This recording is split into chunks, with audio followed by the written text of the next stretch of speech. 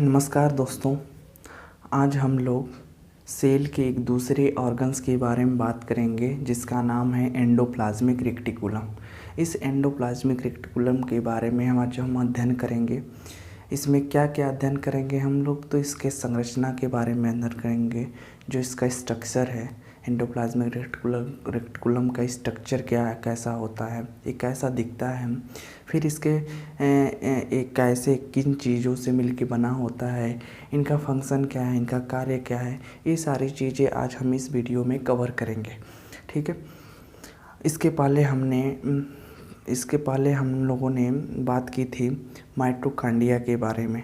तो उस माइटोकॉन्ड्रिया का मेन फंक्शन यही था कि एनर्जी को प्रोडक्शन करना, एनर्जी का प्रोडक्शन करना। मतलब जो भी चीज़ें हम लोग भोजन के रूप में लेते हैं उन चीज़ों से निकले, जैसे प्रोटीन हो गया और सारे चीज़ों से जो भी है उन चीज़ों को तोड़ के एनर्जी रिलीज करता है, उसको हम लोग क्या बोलते हैं, माइटोकॉन्ड्रिया जो ये काम करता है। ठीक है। आज हम दूसरे ऑर्गन्स के बारे में बात करते हैं। किसके ऑर्गन्स हैं? तो सेल के ऑर्गन्स हैं, एंडोप्लाज्मिक रेक्टिकुलम। ठीक है। आज एंडोप्लाज्मिक रेक्टिकुलम के बारे में हम लोग आज बात करेंगे। तो एंडोप्लाज्मिक रेक्टिकुलम क्या होता है, इसके नाम को ही हम पकड़ लेते हैं, एंडोप्लाज्मिक रेक्टिकुलम।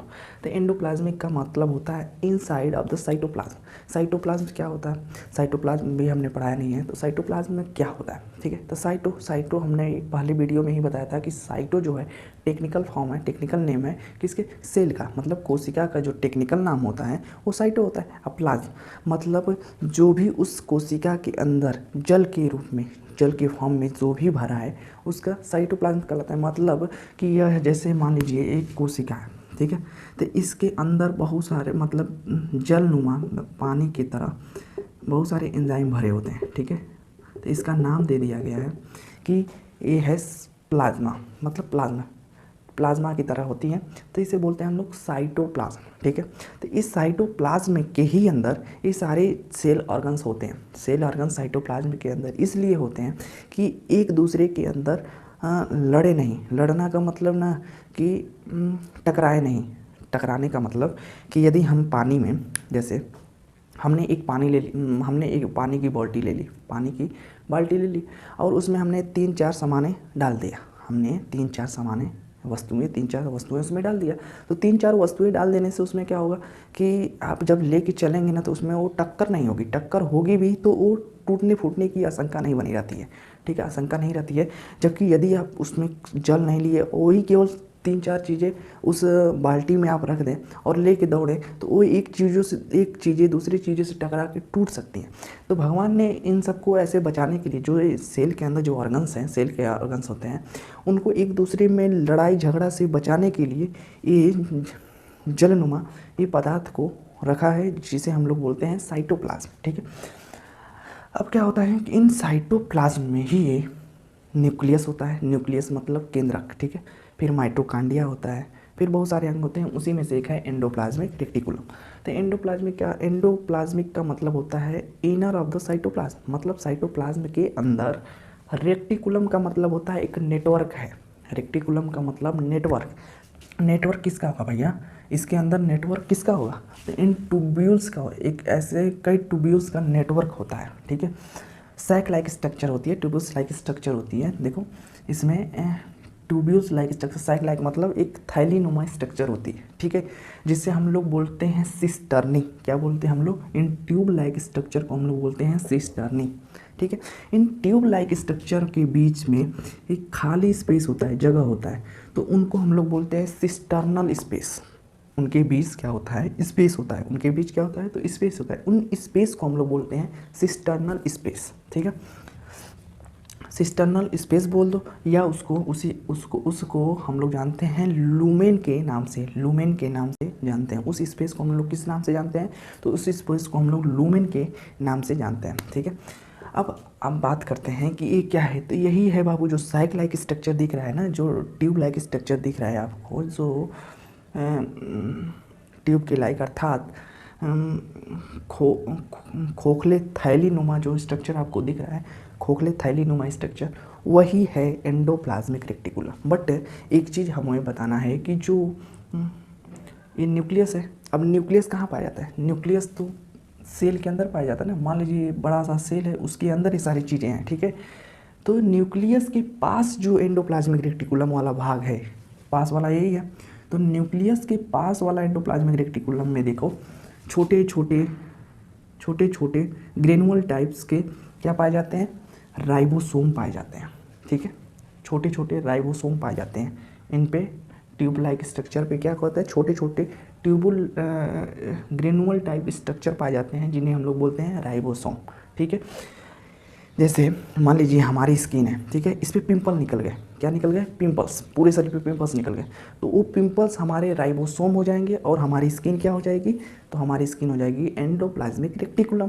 समझ में आया, मतलब जिस पे ये पाए जाते हैं, जिस एंडोप्लाज्मिक रेटिकुलम पे ये पाए जाते हैं राइबोसोम, उनको बोलते हैं हम लोग रफ एंडोप्लाज्मिक रेटिकुलम। एक बात बताओ, यदि ये हमारी बॉडी है, ठीक है, हमारी बॉडी पे यदि ये पिंपल्स निकल गए तो हमारा बॉडी रफ हो जाएगा, स्मूथ की जगह पे कैसा हो जाएगा, रफ हो जाएगा। तो जो पास वाला ये न्यूक्लियस के जो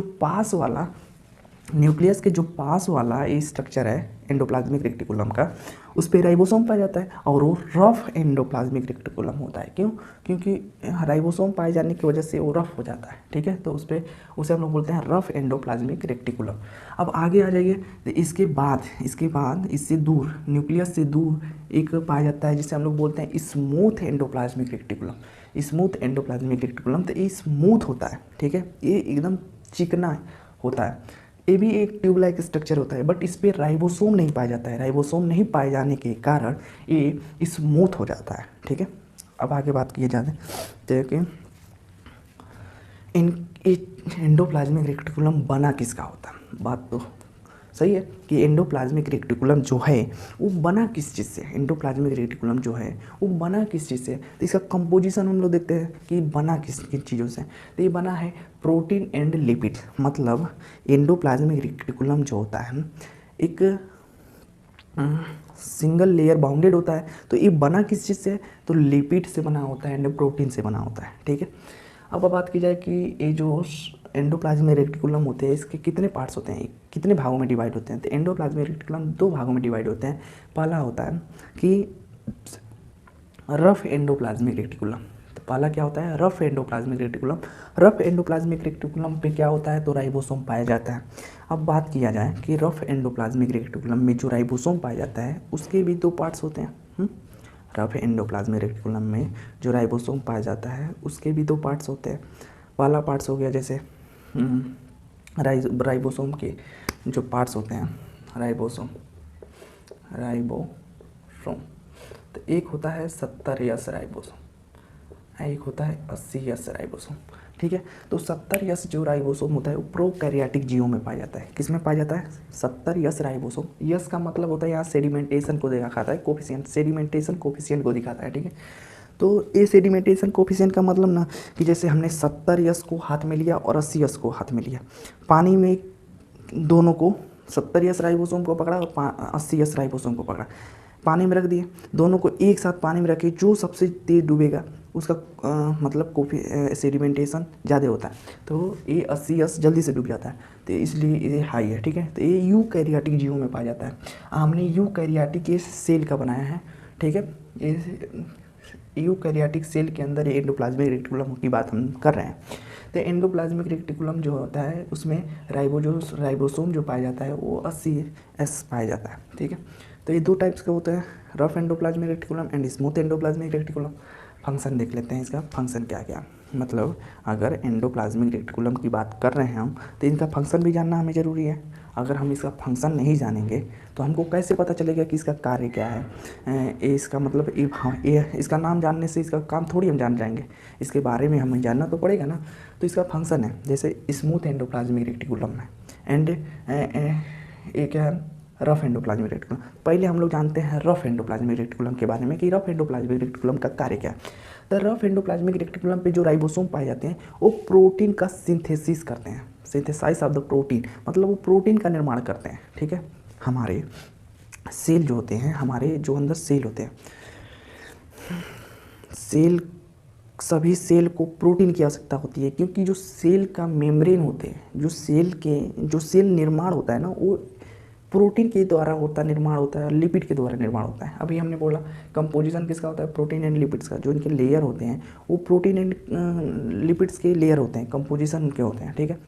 स्मूथ एंडोप्लाज्मिक रेटिकुलम में, स्मूथ एंडोप्लाज्मिक रेटिकुलम किन किन चीज़ों का फॉर्मेशन करता है, तो ये सिंथेसिस करता है लिपिड्स का। लिपिड कौन कौन से लिपिड, तो जैसे हो गया फास्फोलिपिड हो गया एंड कोलेस्ट्रॉल हो गया, ठीक है। जैसे फास्फोलिपिड एंड कोलेस्ट्रॉल, जो स्मूथ एंडोप्लाज्मिक रेटिकुलम होता है वो फास्फोलिपिड का निर्माण करता है एंड कोलेस्ट्रॉल का निर्माण करता है। जो कोशिका के मेम्ब्रेन होते हैं या कोशिका को निर्माण करने के लिए बहुत यूज़फुल होते हैं, कोशिका के निर्माण के लिए बहुत यूज़फुल होते हैं, ठीक है। डिटॉक्सिफिकेशन ऑफ ड्रग और पॉइजन, ठीक है। इसमें क्या होता है कि जैसे कोई व्यक्ति नशे वाली चीज़ें का सेवन कर रहा है, जैसे कोई व्यक्ति है वो नशे वाली चीज़ों का सेवन कर रहा है, ज़्यादा सेवन कर रहा है, तो उसका जो कोशिका के अंदर स्मूथ एंडोप्लाज्मिक रेटिकुलम है जैसे सेल इफेक्टेड होगा। तो सेल इफेक्टेड ना हो इसके लिए स्मूथ एंडोप्लाज्मिक रेटिकुलम वाला भाग जो है वह उसमें हाइड्रोक्सिल ग्रुप जोड़ के उसको क्या कर देता है,